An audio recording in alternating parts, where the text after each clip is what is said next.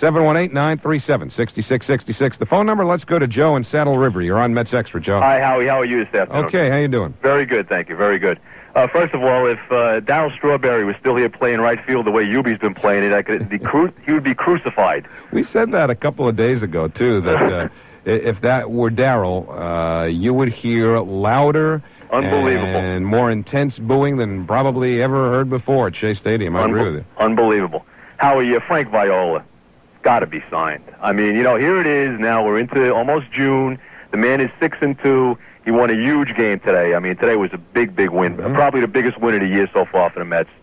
And, Frank's going to let him walk. Frank's going to let him walk. I mean, it's unbelievable. I hate to keep harping on this point, but you've got to sign this man. This guy is forget about arguably. To me, he's the top left-hander in baseball today. I don't think there's any question.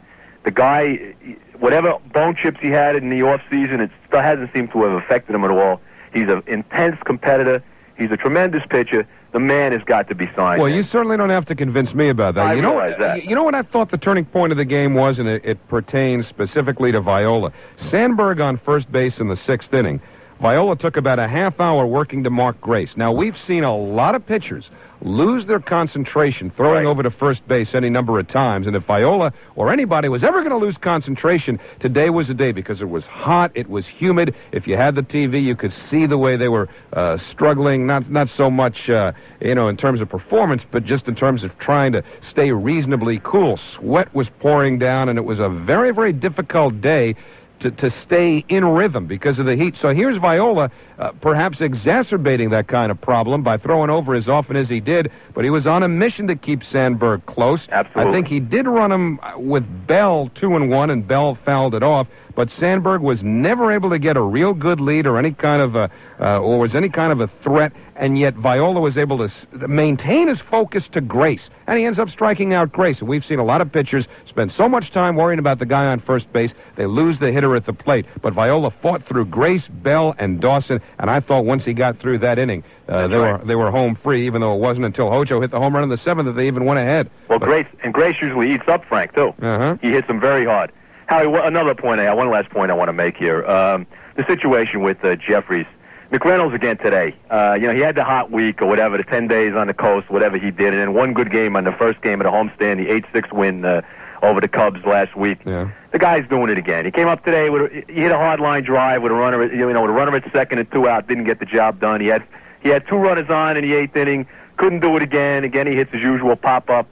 What does that have to do with Jeffries, though? You mean the Jeffries? Point is, we have to make a decision. I feel Tommy Herr has to play second base every day. My feeling, okay, with this team the way it's structured now.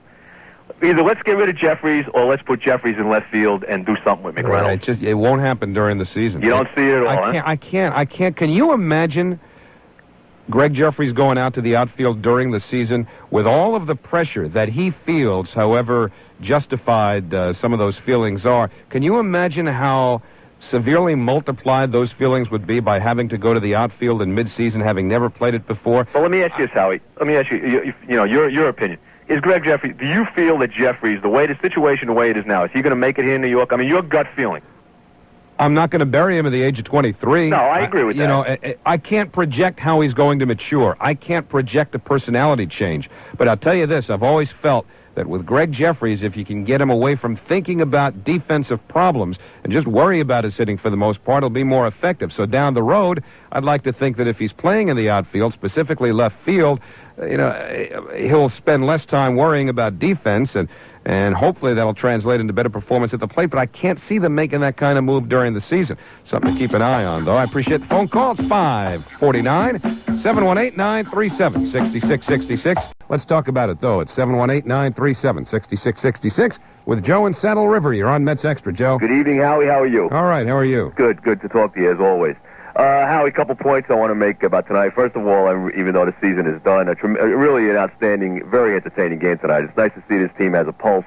Yeah, that was the most impressive part of it to me, the fact that there was some life there.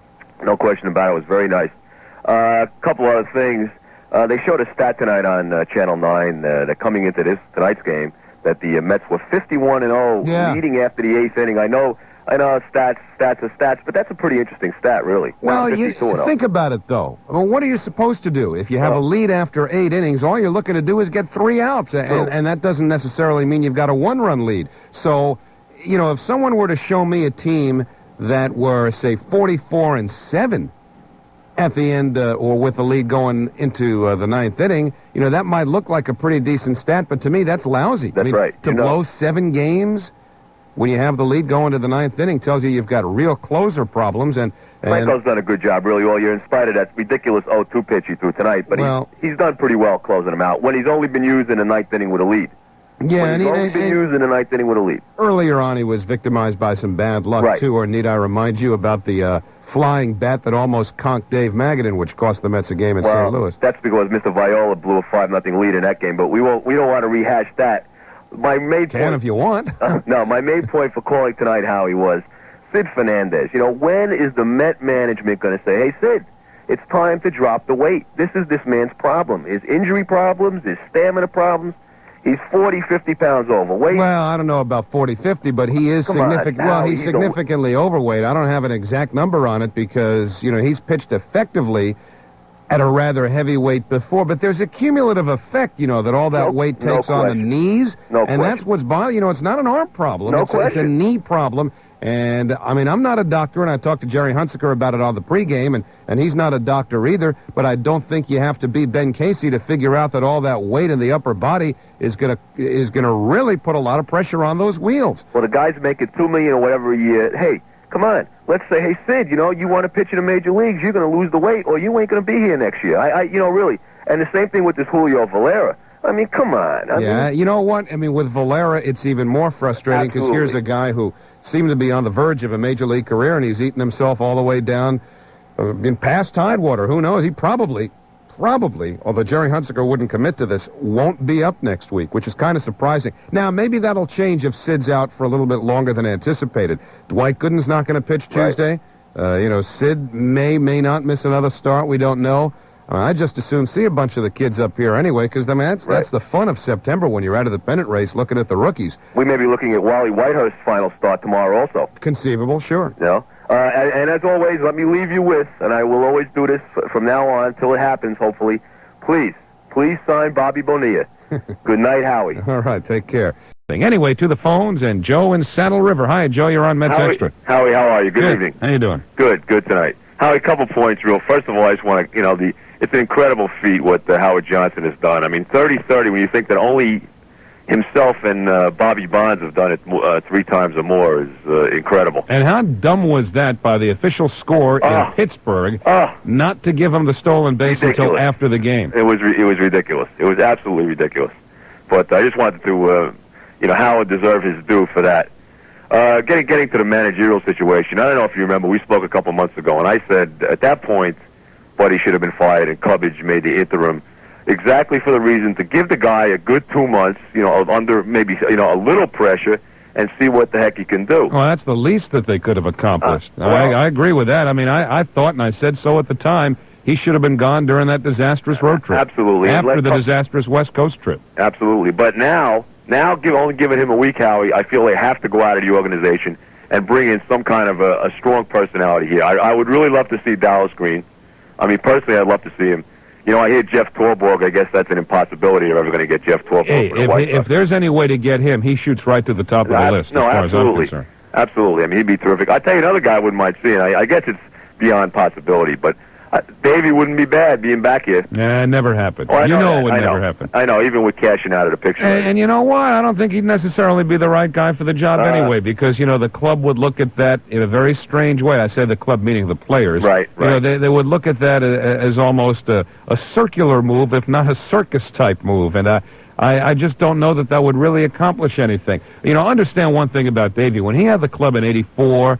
And, well, specifically '84. Right, they were a young team on the rise. Yeah, really. But, I mean, just so that Davey doesn't get unfairly pigeonholed here, they didn't have Hojo, they didn't have McReynolds. Strawberry was a second-year player, they had precious little power, and Davey was creative and aggressive, and he squeezed and he hit and ran, and he did a lot of things to try and build runs and create offense, and then and Carter hadn't been there yet, and then they go out and get Carter and add ultimately Hojo and McReynolds, and they become a power-laden team, and so Davey sits back and waits on the 3-run home run, and everybody says that's the only kind of game he can manage. Well, that's not true, and so, understand that when you think of managerial alternatives or managerial possibilities, don't simply look at the type of game that they managed with any one particular team, because a smart manager, and I think Mike Cubbage said this today with Mike and Chris too, a smart manager is going to do the best with the talent that he has. You can't come in with a preordained or a predestined approach to the game and be inflexible about it and expect players who can't necessarily live up to that theory or those philosophies to play accordingly. I mean, you've got to be flexible. You've got to react to the players that you're given, and I think Davey Johnson did that a lot better than he was ever given credit for, but he's not coming back, and I don't think he should come back. It's time to move on, and so be it. And we'll talk more about it at 718-937-6666.